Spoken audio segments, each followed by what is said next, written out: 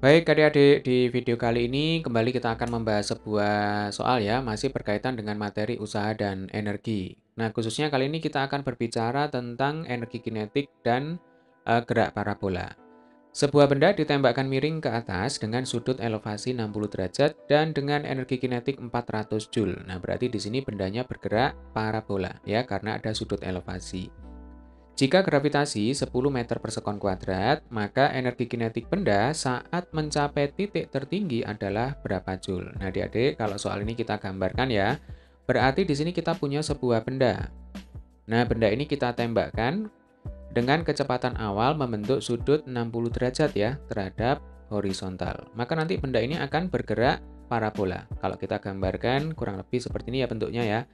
Nah, ini adalah jarak mendatar terjauh. Yang ini adalah tinggi maksimum yang bisa ditempuh oleh benda ya, Hmax. Ini adalah tinggi maksimum. Kemudian di soal diketahui energi kinetik mula-mula EK1 sama dengan 400 Joule.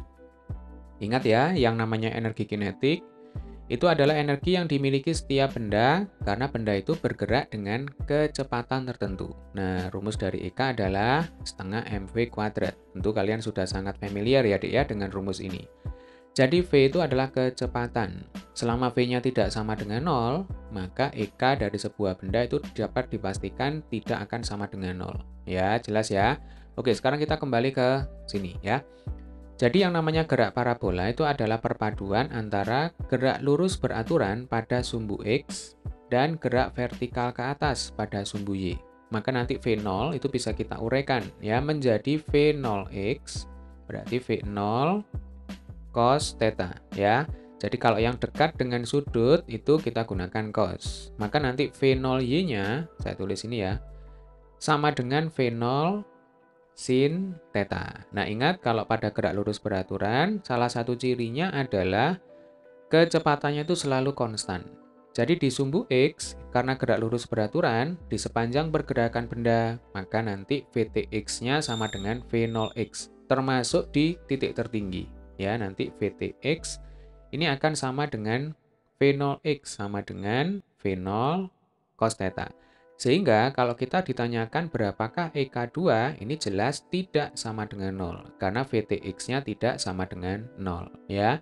Tetapi kalau kita bicara dari sisi sumbu Y ya, memang di sini VTY-nya sama dengan 0. Karena kalau kita berbicara gerak vertikal ke atas, kalau ada sebuah benda mencapai ketinggian maksimum, ya ini kalau pada gerak vertikal ke atas saja ya, bukan pada gerak parabola, maka benda tersebut akan berhenti sesaat sehingga VT-nya sama dengan 0. Itu kalau gerak vertikal ke atas. Tapi kalau pada gerak parabola, di titik tertinggi, kecepatan benda itu sama dengan VTX. Ya. Nah, sama dengan V0X sama dengan V0 cos theta. Nah, sekarang tugas kita adalah menghitung EK2. Nah, di sini kita akan mencoba mengerjakan dengan menggunakan metode perbandingan. Ya, jadi EK2 banding EK1.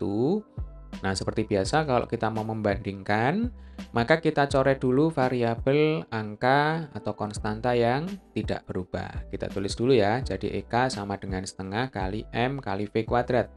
Berarti yang bisa kita coret di sini adalah setengah, ini tidak berubah.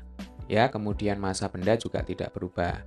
Maka EK di sini berbanding lurus dengan kuadrat kecepatan. Ya, berarti EK2 nanti sama dengan V2 kuadrat per V1 kuadrat. V2 kuadrat itu adalah VTX kuadrat ya, atau langsung saja VTX-nya sama dengan V0 cos theta ya, berarti V0 kuadrat cos kuadrat theta. Betul ya? Kemudian V1-nya itu adalah V0 ya. Jadi V1 itu bukan V0X saja atau V0Y saja, melainkan gabungan antara V0X dan V0Y. Ya, berarti V0 ya. Berarti V1 kuadrat di sini adalah V0 kuadrat. Nah, maka V0 kuadratnya bisa kita coret ya, Dek ya. Nah, sehingga kita dapatkan EK2 dibagi dengan 400 ya, EK1-nya 400 sama dengan cos kuadrat theta. Cos kuadrat theta itu berarti cos 60 ya dikuadratkan. Cos 60 itu setengah ya. Jadi nanti setengah kuadrat itu sama dengan seperempat. Dibagi 1 ya. Berarti EK2-nya sama dengan seperempat kali 400 sama dengan 100 Joule.